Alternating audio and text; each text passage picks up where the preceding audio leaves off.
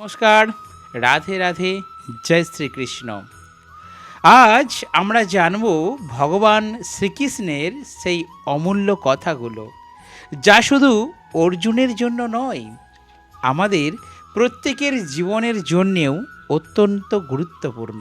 আমাদের জীবনে যা কর্তব্য তা আমাদের নিষ্ঠার সঙ্গে করে যেতে হবে। ফল কি হবে, মানুষ কি বলবে, সফল হব কি না, এই চিন্তায় যদি আমরা কাজই না করি, তাহলে জীবনে কখনো আমরা এগিয়ে যেতে পারবো না।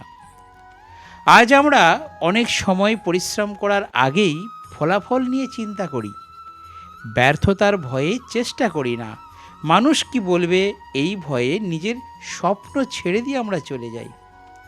কিন্তু গীতা আমাদের শেখায়, কাজ করে যাও, ফলের চিন্তা ঈশ্বরের উপর ছেড়ে দাও। শ্রীকৃষ্ণ আরও বুঝিয়েছিলেন যে এই শরীর নশ্বর, কিন্তু আত্মা অবিনশ্বর। মানুষের জন্ম আছে, মৃত্যু আছে, কিন্তু আত্মার কোনো মৃত্যু নেই। তাই জীবনে কোনো প্রিয় মানুষকে হারিয়ে আমরা যতই কষ্ট পাই, মনে রাখতে হবে জীবন পরিবর্তনশীল। সুখ যেমন স্থায়ী নয়, দুঃখও স্থায়ী নয়। আজ আপনার জীবনে যে সমস্যা এসেছে, হয়তো মনে হচ্ছে এই সমস্যা কখনো শেষ হবে না, কিন্তু মনে রাখবেন, সময় কখনো এক জায়গায় থেমে থাকে না। দুঃখের পর সুখ আসে, অন্ধকারের পর আলো আসে। গীতার আরও কয়েকটি গুরুত্বপূর্ণ শিক্ষা হলো, আমাদের সবচেয়ে বড় বন্ধু হলো আমাদের নিজের মন, আর সবচেয়ে বড় শত্রু হলো এই মন। মন যদি আমাদের নিয়ন্ত্রণ করে, তাহলে সামান্য সমস্যাতেই আমরা ভেঙে পড়ি। কিন্তু আমরা যদি মনকে নিয়ন্ত্রণ করতে শিখি, তাহলে কঠিন পরিস্থিতিতেও শক্ত বা শান্ত থাকতে পারবো। তাই যখন জীবনে সমস্যা আসবে, সঙ্গে সঙ্গে হতাশ হয়ে যাবে না। একটু থামুন, গভীরভাবে ভাবুন, নিজেকে বলুন এই পরিস্থিতিও একদিন চলে যাবে।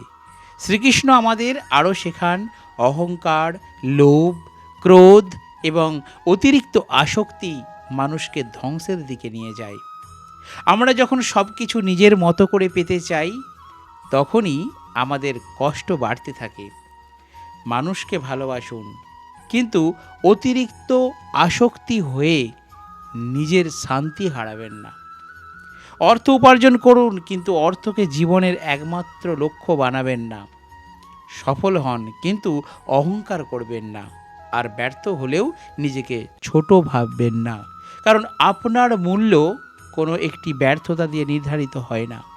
ভগবান শ্রীকৃষ্ণ বলেছেন, যে ব্যক্তি সুখে অতিরিক্ত আনন্দিত হয় না এবং দুঃখে ভেঙে পড়ে না, যে ব্যক্তি নিজের মনকে স্থির রাখতে পারে, সেই প্রকৃত অর্থে শান্তি লাভ করে।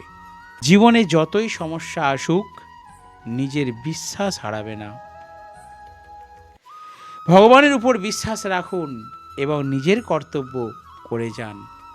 আপনি আজ যে পরিশ্রম করছেন, তার ফল হয়তো আজই পাবেন না, কিন্তু সৎভাবে করা কোনো পরিশ্রমই বৃথা হয়ে যায় না। আর সবচেয়ে বড় কথা, অন্যের সঙ্গে নিজের জীবনকে তুলনা করবেন না।